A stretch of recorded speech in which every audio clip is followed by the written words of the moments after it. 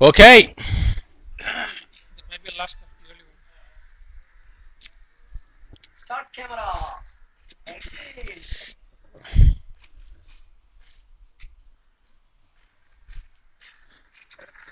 So our camera controls are over, and we understood the theory of reciprocity. I just forgot to mention one point. Reciprocity will fail during very long exposures. Like you are shooting the star field. For example, you are opening the shutter and keeping it for 4 5 hours to record the star field. Then at that time, don't expect reciprocity or not. The reciprocity will completely fail. It's a trial and error exposure. Yeah, reciprocity is just but one stop in increase or decrease in shutter, aperture, or ISO will mean the same as far as exposure is concerned. Why you want different shutter and aperture ISO is because ISO you might always like to be low to have lesser noise. Shutter speed you might want it high to freeze and low to have motion blur. Aperture you want a bigger aperture for shallow depth of field, smaller aperture for higher depth of field. So when you have a choice on one parameter, you can always alter the other to get the desired exposure.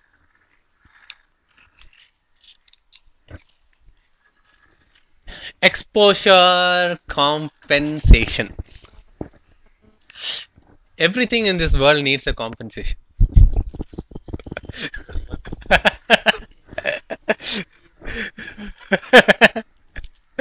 You can take it anyways, but it's still true. See, there are two types of camera light meters actually. One light meter is the professional light meters which fashion photographers and cinematographers use. It's a hand light meter. It takes a light direct reading. It'll have a white bob, and when you put it before the light, it will show the reading, how much shutter speed and how much aperture. It will show that. It is a perfect reading, and you can believe in that reading and shoot the picture. Beadda.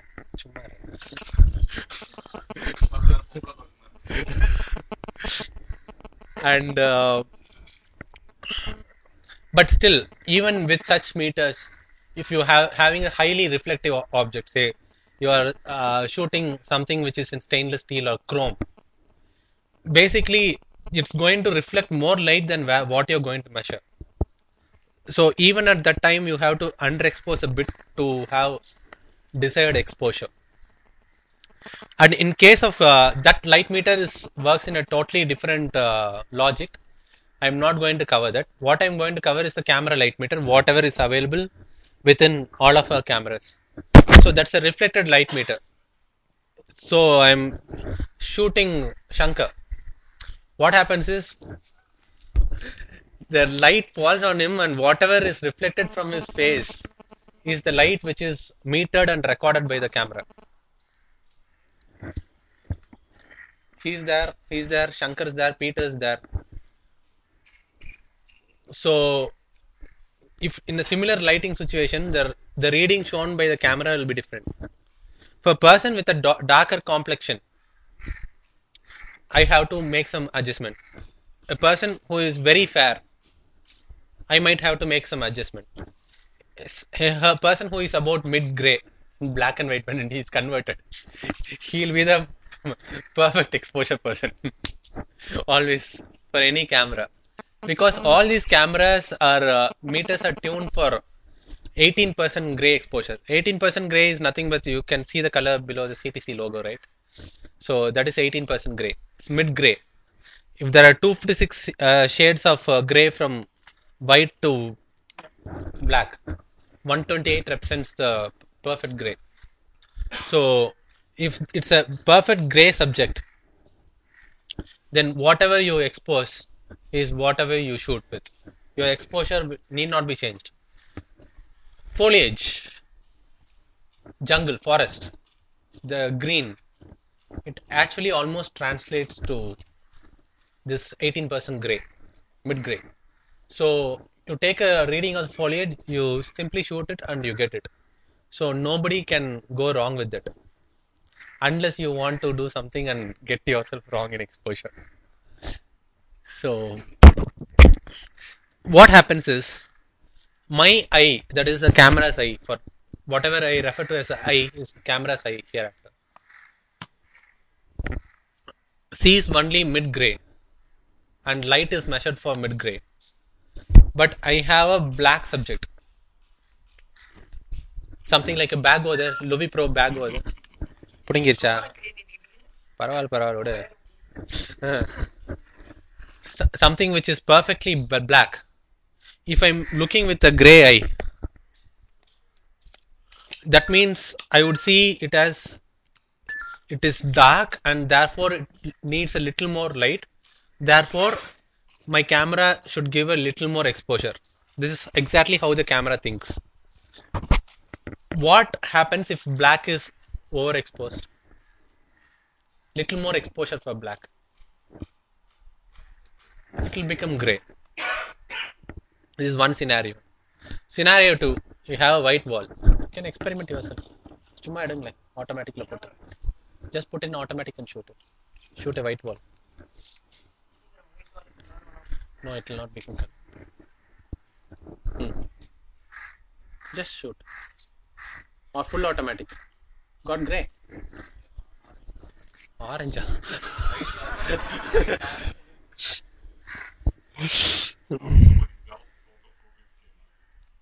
It's not Bible. Oh, you have put in long exposure.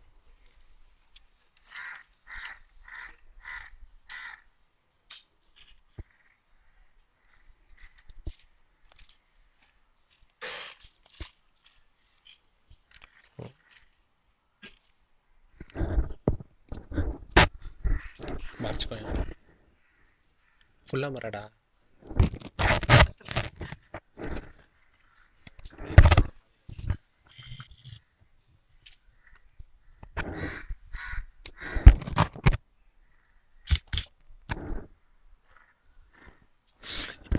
your LCD is showing bit reddish. It's a warm LCD, so there can no, it's not color temperature.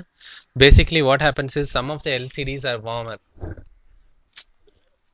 It happens that way. So what you see in the LCD is not necessarily the exact image. If you take it to the computer, it will be gray. So it's not anyway white, right? So it's a color cast. So it has become gray. Similarly, if I shoot a black subject with that, it will show gray. It will not be as bright. It will be gray better. So the point is, when the camera is looking at a perfectly white subject, it thinks it's really bright, and therefore I should underexpose, and it becomes gray. So you as an intelligent person, you are able to understand this is black and this is white, or something in between. So see, if it is this color black, it's perfectly black. This is somewhere near between black and gray, and if you take his shirt, it might be mid gray. So you know what is what, and you can relate. You can approximately relate to what is going to be when it is converted into a grayscale picture. So when it's pure white, what I say is, because the camera is going to underexpose, to compensate that you overexpose. For pure white, it will be +1, +2. For a fair man, it will be +1, because he is not a perfect white subject. For a dark man, it need not be -2. It can be somewhere like -0.5 or something. Dark becomes really dark. So see, once you start using your camera, you'll start understanding what is the kind of exposure compensation I'm going to give. So this is about exposure compensation. There's actually a black and white doll experiment which I wanted to conduct. But even if we don't find a black and white doll, we'll find something which is perfect white and perfect black. Maybe you can use the t-shirt, something, and we can do that. So, and this is assuming that the whole camera meter is filled with white or filled with black. So there I'll come to meters like spot meter, center weighted meter, and average metering. That I'll come to in the next point. So other thing I want to show is, any camera will show a histogram. I just want to show you how a histogram should be read. this is a correct exposure, and you can see almost in see in a histogram should be read like this. This is 0, this is 256. So 0 is perfect black and 256 is perfect white. So it is from shadow. Oh shit. So this is from shadow to highlight, from perfect black to perfect white. So whenever you don't see a spike in either perfect black or in either perfect white, and you spikes in between are okay, that means it is correct exposure. Here if you see, the black side is almost no pixels, and in the white side if you see there's a spike, therefore it's overexposed. See, sometimes the whole subject could be white and there could be a spike on the right hand side, and you should not mistake it. So should appear logic. So what this histogram gives is number of pixels in each of the tones. Perfect black tone, how many pixels? Almost none, very little. This perfect black somewhere over here in this picture. Perfect white, how many pixels? Somewhere over here. It's such a big area, so it's showing so much. And mid gray, these are all mid gray. You can see this. How many pixels?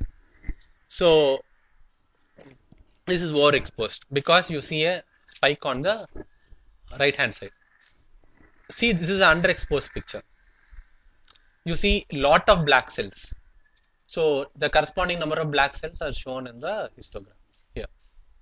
But white is almost gray here. So you don't see white at all. 0. So this is a way you can read the histogram. This is a simple histogram. Even a compact camera should be able to give this. In some of the SLRs, it will be a RGB histogram. So you can see the amount of red, blue, green, etc. So you see a picture. For example, I am just looking at this scene. I see brown, I see white, I see some foliage. So I should be able to see gray and white in this picture. If that is the histogram I see, it's a perfect exposure. If I'm going to see black, shadows, high spike in shadows, that means in this scene I have terribly underexposed. So see, in most of the situations when you look at the LCD, what happens is either the LCD can have some calibration errors, or if you are looking at bright sunlight, you might not be able to correctly judge it. But a histogram will never go wrong. It is a count of a particular tone. So something which is counted can never go wrong. But looking at the LCD, there can be a lot of errors. You can make a mistake.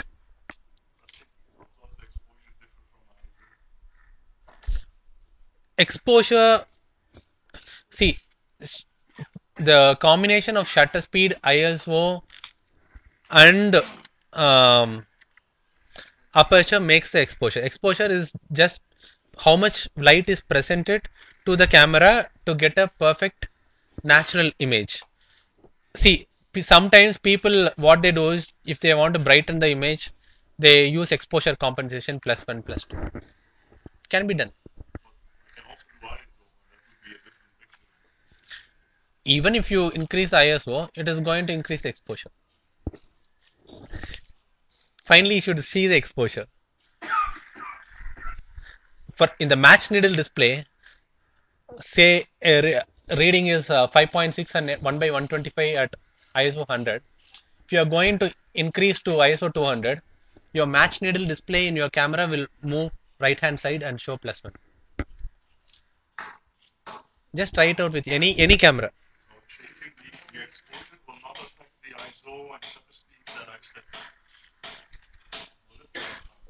Changing the exposure compensation can either have an effect on shutter speed or aperture. The camera chooses. Suppose if you are in aperture priority mode, you have chosen the aperture, so the camera will not play with the aperture. The camera will play with the shutter. You are in shutter priority mode, and you have got a 0 exposure, and you are compensating for the exposure. Then it will change the aperture to get the exposure compensation. In manual mode, there's nothing called exposure compensation because you choose the exposure. There's nothing to compensate because you choose everything. Yeah. சொல்லுங்க. Can you be a little louder?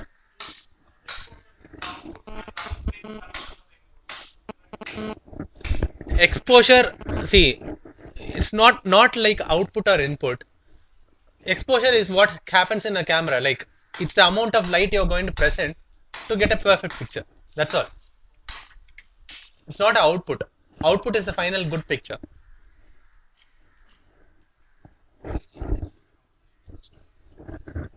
In your camera, this is D90, right? Plus minus and roll it.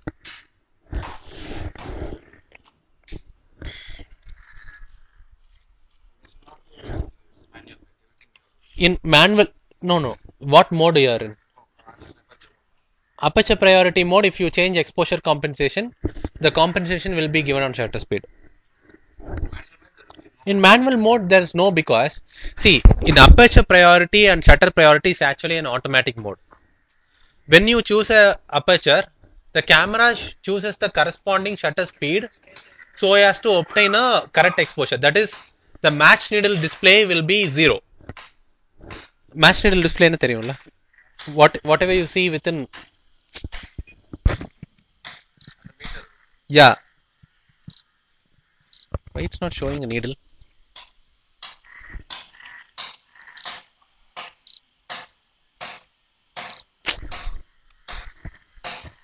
In manual mode it shows. So it should be 0.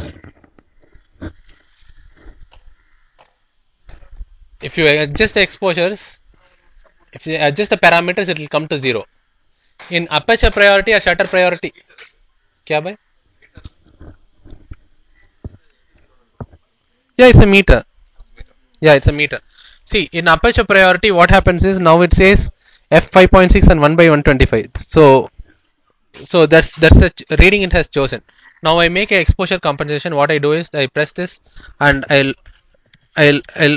say I give a this side I give a exposure compensation of minus 1.3. So it's a perfect exposure now.